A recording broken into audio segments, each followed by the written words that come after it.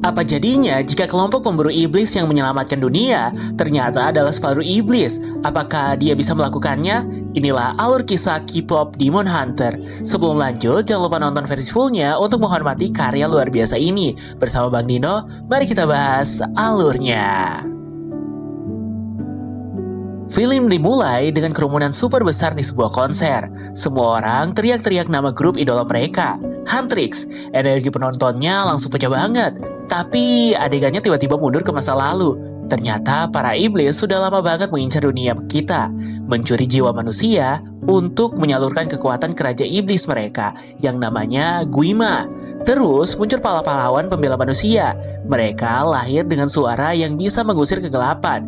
Dan pemburu iblis ini bukan cuman prajurit biasa. Musik mereka tuh menghidupkan jiwa dan menyatukan semua orang. Dengan persatuan ini, para pemburu pertama membuat perisai untuk melindungi dunia kita. Setiap generasi ada 3 pemburu baru yang dipilih untuk melanjutkan tugas utama ini.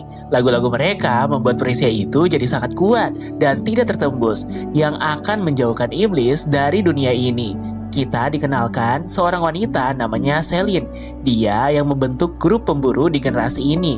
Dia melatih 3 gadis. Lagu-lagu mereka lah yang akan memelihara perisai yang akan mencegah iblis masuk ke dunia ini. Grup pemburu ini membentuk sebuah grup yang bernama Huntrix. Semua orang di Korea mengidolakan mereka saking berbacatnya mereka. Kenalan ya, ini namanya Mira. Dia itu visual dan penari utama yang ternyata dianggap nakal di keluarganya. Dia sangat keren. Bayangin aja, siapa lagi coba yang bisa pakai kantong tidur ke acara kampret merah. Anggota kedua namanya Zui. Dia penyanyi rap dan penulis lirik yang besar di Amerika Serikat. Dan yang terakhir ada Rumi. Dia penyanyi utama yang suaranya bisa bikin orang menangis terharu. Ibunya meninggal waktu dia kecil, tapi Celine yang membesarkannya dan membangun Huntrix di sekeliling Rumi. Ketika para penggemar sudah tidak sabar menunggu mereka, tiba-tiba Bobby si manajer sadar kalau pesawat Huntrix malah makin menjauh dari lokasi konser. Kita lihat Huntrix di pesawat. Karena ini pertunjukan terbesar mereka memutuskan untuk makan-makan, biar penampilan mereka makin baik. Mereka minta makanan lagi, tapi merasa pramugari dan pilotnya bertindak aneh. Mereka dapat telepon dari Bobby yang bingung kenapa belum juga sampai di konser.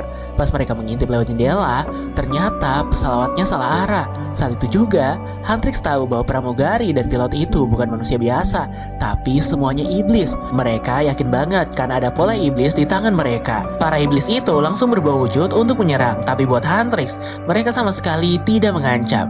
Huntrix langsung mengeluarkan senjata pemburu iblis mereka, mulai menyanyikan lagu andalan mereka dan mengalahkan iblis-iblis itu. Sayangnya pesawat mereka rusak parah akibat pertempuran itu. Tapi dengan kekuatan, mereka melompat keluar pesawat dan masuk ke konser dengan sangat memukau, bikin semua penggemar kegilaan. Mereka langsung mulai tampil. Adegan pindah ke alam iblis. Kita lihat iblis yang kalah tadi. Dia melaporkan ke Raja Iblis kalau para pemburu menang lagi, bikin si Raja Iblis marah besar. Raja Iblis langsung membunuh iblis yang lemah itu dan menghina iblis-iblis lain yang tidak berguna. Kalau mereka tidak membunuh para pemburu, lagu-lagu itu bakal segera berubah menjadi perisai emas dan memerangkap mereka di dunia bawah untuk selamanya. Tapi tiba-tiba, iblis yang sangat istimewa yang namanya Jino muncul dari anta beranta. Dia langsung menyanyikan lagu tentang Raja Iblis yang dulunya punya kendali penuh memakan jiwa dan dunia bergetar saat dia mengaum. Tapi sekarang, gara-gara lagu para pemburu, Raja Iblis cuman bisa kelaparan. Raja Iblis bilang ke Jino, dia membiarkannya punya suara itu, tapi berani-beraninya mengejek dia. Jino menjawab, dia tidak datang untuk mengejek, tapi untuk membantu. Dia punya rencana baru, menyerang para pemburu di tempat yang paling tidak mereka duga. Rencana mereka yaitu mengincar para penggemarnya. Ya, penggemar itulah yang membuat perisai makin kuat. Iblis-iblis lain menertawakan Jino dan kelompoknya. Memangnya ide grup boyband iblis bakal berhasil? Tapi pas Jino dan kelompoknya berubah jadi cowok-cowok berpenampilan menarik, Raja Iblis dan iblis-iblis lain langsung melihat ini sebagai ide yang sangat bagus. Setelah pertunjukan terbesar mereka, Huntrix memutuskan untuk istirahat sebentar. Tapi Rumi malah bilang dia sudah memajukan jadwal liris lagu Gold untuk lagu baru mereka malam ini juga. Semua orang di dunia super excited nungguin lagu ini. Pas para gadis latihan sebelum tampil, sesuatu yang aneh tiba-tiba terjadi. Saat Rumi bernyanyi, tiba-tiba tenggorokannya tersedak. Dia minta istirahat 5 menit, padahal pertunjukan tinggal 10 menit lagi. Bobby si manajer tiba-tiba panik berat karena di luar 10.000 penggemar yang teriak-teriak kedengarannya menakutkan banget. Rumi masuk ke toilet sambil terengah-engah. Dia menurunkan resleting dan mengagetkan. Kita tahu kalau dia ternyata punya tanda iblis. Rumi ketakutan banget karena tanda iblis di tubuhnya mulai mempengaruhi suaranya. Kita lihat kilas balik Rumi kecil bertanya ke Selin, apakah pemburu harus membunuh semua iblis? Semua yang punya pola itu iblis kan? Tapi Selin meyakinkannya kalau Rumi bukan salah satu dari mereka. Dia adalah pemburu yang sama seperti ibunya. Selin bilang ke Rumi kalau Persia sudah tertutup, semua iblis akan hilang dari dunia dan pola iblisnya juga akan lenyap. Sejak saat itu, Rumi selalu menghindari teman-temannya melihat tubuhnya untuk menyembunyikan identitasnya ini. Saat pulang ke rumah, teman-temannya menghibur kalau semuanya bakal baik-baik saja. Mereka bisa mengulang pertunjukan siaran langsung lain dalam beberapa hari. Bobby pasti bisa mengurusnya, tapi tiba-tiba Bobby menelpon dan bilang dia tidak bisa mengurusnya karena para penggemar akan sangat kecewa jika Huntrix tidak tampil dan menyanyi di pertunjukan siaran langsung hari itu. Ruby bilang ke teman-temannya, dia tidak yakin bisa menjadwalkan pertunjukan lagi karena suaranya bermasalah. Mira dan Zui menyarankan mereka istirahat dulu, melewatkan penghargaan idola tahun ini. Tapi Rumi menolak mereka melewatkannya karena itu adalah pertunjukan paling penting bagi mereka. Saat itulah mereka memperkuat perisai untuk setahun penuh, karena konser Gold tinggal 2 minggu lagi. Para gadis memutuskan menggunakan waktu itu untuk mencoba memperbaiki suara Rumi. Zui punya sekitar 57 ide tentang cara melakukannya dan menuntut mereka mulai dengan yang favorit. Dia membawa Rumi ke seorang pria yang dia kenal bisa membuat ramuan khusus. Katanya ramuan itu bisa menyembuhkan apa saja, dari sakit tenggorokan sampai masalah hubungan. Zui membawa Rumi menemui seorang dokter bernama Han yang melakukan analisis aneh pada Rumi sebelum akhirnya memberi mereka ramuan yang akan membantu memperbaiki suaranya. Baru saja mereka pulang, mereka melihat cowok ganteng dan mereka langsung terpukau. Tapi salah satu dari cowok itu menabrak Rumi sampai jatuh ke lantai. Rumi dan teman-temannya jadi ilfil saat menyadari betapa kasarnya mereka. Tiba-tiba mereka mendengar suara di alun-alun pasar dekat situ dan pergi memeriksanya. Mereka melihat grup cowok ganteng yang sama itu menyanyikan sebuah lagu dan menyadari bahwa mereka adalah boy band. Suara mereka sangat bagus dan menarik perhatian banyak orang. Tapi yang mengagetkan para gadis, mereka menyadari kalau boy band itu ternyata iblis. Iblis tetaplah iblis, seganteng apapun penampilan mereka. Jadi mereka bersiap untuk menyerang mereka. Tapi Rumi menghentikannya. Terlalu terbuka, dan bagaimana kalau mereka sengaja membunuh orang-orang yang ada di sini. Boyband itu memperkenalkan nama grup mereka sebagai Saja Boys dan mengundang semua orang ke pertunjukan mereka malam itu. Malam harinya, Huntrix langsung memakai seragam pemburu iblis mereka, berencana untuk menghabisi para iblis. Rencana mereka adalah saat Saja Boys keluar dari panggung, mereka akan melompat untuk menyerang. Jino menyadari apa yang direncanakan para gadis dan berimprovisasi bahwa mereka punya tamu spesial lain di tengah-tengah mereka. Dia mengarahkan lampu sorot ke Huntrix untuk berbagi panggung dengan mereka, menggagalkan rencana serangan Huntrix. Saat Huntrix terganggu, para cowok menggunakan kesempatan itu untuk melarikan diri melalui tempat pemandian pria. Ketika para gadis mengikuti mereka ke sana, ternyata mereka masuk ke dalam jebakan dan diserang oleh iblis air. Selama serangan itu, Rumi mengejar Jino untuk membunuhnya. Saat bertarung, pakaiannya robek, membuat Jino terkejut saat mengetahui bahwa Rumi adalah setengah iblis. Teman-teman Rumi butuh dia dalam pertarungan, tapi Rumi tidak bisa membantu karena dia tidak mau mereka melihat pola iblisnya. Jino tiba-tiba mengingatkan kain ke lengan Rumi untuk menutupi pola iblis itu, membuat Rumi akhirnya maju dan membantu teman-temannya mengalahkan para iblis air. Di alam iblis, Raja Iblis bangga banget sama Jino karena dia perlahan membuka perisai menuju dunia manusia, di mana Raja Iblis akan kembali memakan jiwa manusia. Sementara itu, para gadis ketakutan melihat perisai mereka makin lama makin lemah. Bobby mengabari tentang bagaimana Saja Boys sedang sangat viral di mana-mana. Rumi yakin mereka bisa mengalahkan Saja Boys kalau mereka menguasai panggung di ajang penghargaan idol. Dia meminta Zui menulis lagu baru, sebuah diss track untuk membongkar Saja Boys dan mengirim para iblis menjijikan itu kembali ke tempat asalnya.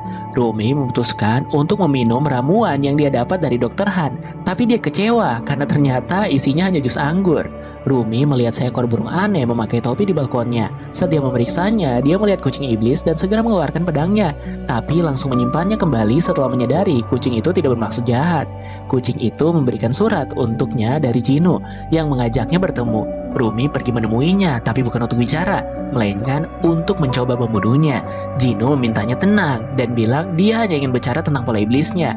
Dia tidak bermaksud jahat. Kalau tidak, dia sudah bilang ke teman-temannya kalau Rumi adalah iblis.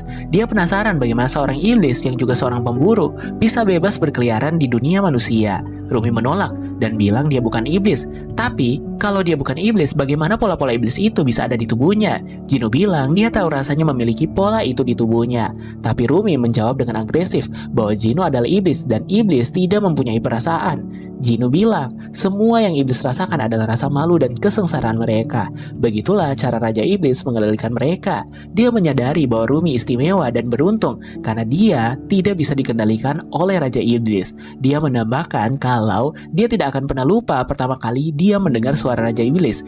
Itu sekitar 400 tahun yang lalu. Keluarganya sangat miskin dan sengsara. Dia hanya punya satu benda berharga, sebuah biwa tua. Jadi dia menggunakannya untuk bermusik di jalanan. Tapi itu tidak mengubah apa-apa. Saat dia putus asa, saat itulah dia mendengar suara Raja Iblis untuk pertama kalinya. Suara itu memberitahunya bahwa dia tidak akan bisa melakukan apapun untuk keluarganya karena dia tidak cukup baik bagi mereka. Tapi Raja Iblis membantunya menjadi cukup baik. Seketika nasibnya berubah. Dia dipuji karena suaranya, bahkan oleh Raja Iblis sendiri. Lalu dia dan keluarganya tinggal di halaman istana, di mana perut mereka akhirnya kenyang dan pakaian mereka selalu bersih. Mereka bahagia. Tapi dia menyadari pola iblis mulai menyebar di tubuhnya sampai menelan dirinya. Setelah itu, ia terkutuk ke alam iblis, menjadi tawanan Raja Iblis untuk selamanya. Keluarganya kehilangan segalanya. Dan tanpa dia, mereka bahkan lebih buruk daripada sebelumnya. Sejak hari itu, dia terus dihantui oleh kegagalan melindungi keluarganya. Tanda iblis itu adalah pengingat abadi tentang rasa malu yang tidak akan pernah bisa dia hindari. Jino meminta Rumi menerima siapa dirinya sebenarnya, tapi Rumi mengulangi padanya bahwa dia tidak sama dengan Jino. Jino mengerti bahwa Rumi masih menyangkal siapa dirinya karena dia juga pernah berada di posisi itu. Dia meminta Rumi menemuinya saat dia berhenti menyangkal tentang siapa dirinya. Malam itu, para gadis akhirnya menemukan lagu baru yang akan mereka nyanyikan di penghargaan idola. Namanya Take On. Keesokan harinya, Huntrix muncul untuk sesi tanda tangan untuk para penggemar. Tapi saat saja Boys datang, momen mereka langsung rusak karena kehadiran mereka membagi para fans. Rumi lalu menyarankan mereka untuk menggabungkan meja dengan saja Boys karena mereka butuh setiap penggemar yang ada. Jino mencoba menggunakan kesempatan itu buat bicara sama Rumi, tapi Rumi bilang dia tidak akan bicara sama seseorang yang membantu Raja Iblis. Jino bilang dia ingin membantu dirinya sendiri. Kalau dia membantu Raja Iblis, dia dijanjikan akan dihapus ingatannya tentang rasa bersalahnya pada keluarganya. Saat Rumi latihan, kucing iblis kiriman Jino terus mendatangi kamarnya untuk mengajaknya bertemu. Rumi meminta kucing itu bersembunyi ketika dia mendengar ketukan Mira di pintunya. Mira menyadari Rumi mengubah lirik untuk lagu mereka. Rumi bilang lagu itu terlalu penuh kebencian untuk mengalahkan Raja Iblis. Bagi Mira, lagu itu memang harus penuh kebencian karena mereka benci iblis. Tapi Mira mulai merasa ada yang aneh pada Rumi karena ada tanda simpati dari Rumi untuk para iblis. Mira bahkan melihat bagaimana Rumi berbicara dengan Jino, padahal mereka seharusnya membencinya karena dia iblis. Mira merasa Rumi menyembunyikan sesuatu. Tapi ketika Rumi menyangkalnya, Mira meminta maaf karena kedengarannya gila. Dia hanya tidak sabar untuk menghancurkan semua keturunan iblis. Sedikit demi sedikit, Jino dan bandnya mulai menyedot jiwa para penggemar dengan musik mereka dan memberikannya ke Raja Iblis yang membuat Raja Iblis makin kuat. Rumi memutuskan mengirim undangan kepada Jino untuk bertemu. Dia bilang ke Jino ada cara lain untuk bisa mendapatkan kebebasannya daripada harus memberi makan jiwa ke Raja Iblis. Dia meminta Jino membantu mereka memenangkan penghargaan idol karena kalau mereka menang, perisai akan tertutup dan itu akan menjamin kebebasan Jino karena Raja Iblis akan terputus selamanya dan semua iblis akan pergi dari dunia ini. Jino setuju membantu mereka dengan menarik bandnya dari pertunjukan penghargaan idol. Kita lihat mereka berdua memiliki perasaan satu sama lain. Saat latihan bersama, Rumi bilang ke teman-temannya dia tidak mau menyanyikan lagu itu karena terlalu keras terhadap iblis. Mira jadi marah banget. Karena akhir-akhir ini, Rumi selalu menentang semua yang mereka yakini dan mempertanyakan apa yang disembunyikan Rumi dari mereka. Tapi masalah besar mengalihkan perhatian mereka. Perisai terus melemah dan lebih banyak iblis mulai masuk ke dunia mereka. Para gadis bilang ke Rumi, tanpa suaranya semuanya akan berakhir bagi mereka. Hari penghargaan idol akhirnya tiba. Para gadis tampil sangat bagus. Tapi saat Rumi menyanyikan bait terakhir, Zoe dan Mira melihat beberapa iblis menculik Bobby dan bergegas menyelamatkannya. Tapi mereka menyadari itu bukan Bobby, melainkan pengalihan yang dilakukan iblis untuk menjebak mereka keluar panggung. Tiba-tiba dua iblis menyamar sebagai Mira dan Zoe masuk ke panggung dan merobek pakaian Rumi. Seketika sifat iblisnya yang memiliki pola terungkap di hadapan semua orang. Mira dan Zoe yang asli, yang baru saja berhasil melepaskan diri dari gangguan, melihat ini dan langsung terkejut dan ketakutan pada Rumi. Rumi mencoba menjelaskan semuanya, bagaimana dia berniat memperbaiki keadaan. Tapi teman-temannya sudah mengarahkan senjata mereka padanya. Di mata mereka yang ada di sana bukan lagi Rumi, melainkan iblis. Rumi sangat hancur dan kabur sambil menangis. Dia mencari Gino dan tahu dialah yang telah membongkar rahasianya. Gino memberitahunya bahwa semua yang dia katakan tentang dirinya, tentang masa lalunya yang menjadikan itu semua bohong. Dia hanya membutuhkan kepercayaan Rumi. Gino sengaja meninggalkan keluarganya dan hanya membuat perjanjian dengan Raja Iblis untuk keluar dari hidupnya yang sengsara. Raja Iblis tiba-tiba masuk ke kepala Mira dan Zoe untuk membuat mereka saling membenci. Dia juga masuk ke kepala penggemar Saja Boys yang semuanya berbondong-bondong menuju pertunjukan band iblis itu. Saat Saja Boys mulai menyanyi, Raja Iblis muncul dan mulai menyedot jiwa dari semua orang. Tapi Rumi tiba-tiba muncul dengan lagunya, sebuah lagu yang sangat hebat yang mengembalikan kesadaran teman-temannya dan mengembalikan jiwa semua orang. Raja Iblis turun untuk membunuh Rumi, tapi Gino mengorbankan dirinya untuk menyelamatkan Rumi, meminta maaf padanya untuk segalanya. Semua penggemar yang ada di sana mulai ikut bernyanyi. Ini membuat Rumi dan Huntrix jadi sangat kuat, sehingga mereka berhasil mengalahkan Raja Iblis dan menutup perisai untuk selamanya. Kisah Huntrix mengajarkan kita satu hal, kekuatan sejati ada pada persatuan, bukan kesempurnaan.